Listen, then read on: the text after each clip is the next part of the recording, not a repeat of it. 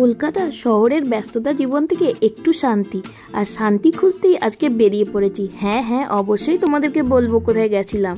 তো আমরা আজকে স্কুটি করেই বেরিয়ে গেছি। মোটামুটি এখান থেকে 1.5-2 ঘন্টা টাইম লাগে। তো 1.5-2 ঘন্টা আমরা জার্নি করে যে জায়গাটা পৌঁছে গেছি, সত্যি একটা গ্রামের ফিল দিচ্ছে। পুরো গ্রামের কটেজের মধ্যে রুম, তার মধ্যে এসি, তার মধ্যে আবার সুইমিং পুল আর বাচ্চাদের খেলার জন্য রকমারি জায়গা আছে।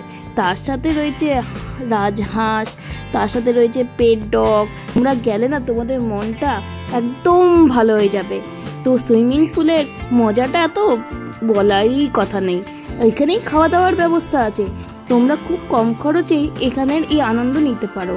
মোটামুটি 1000, 1500, 2000 মধ্যেই এগুলো হয়ে যাবে কমপ্লিট। তোমরা যদি স্টে করতে চাও স্টে করতে পারো। তো আমরা তো একদিনের মধ্যেই ঘুরে চলে এসেছিলাম, হাতে সময় ছিল না। এই একটা ছুটি কাজে লাগাতেই হবে, তার জন্যই বেরিয়ে যাওয়া।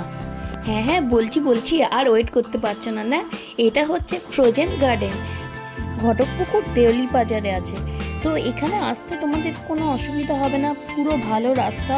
তোমরা অবশ্যই ভিজিট করো জায়গাটা, আর খুব সুন্দর। একদিনের জন্য সত্যি বলছি মন একদম ভালো করে দেয়।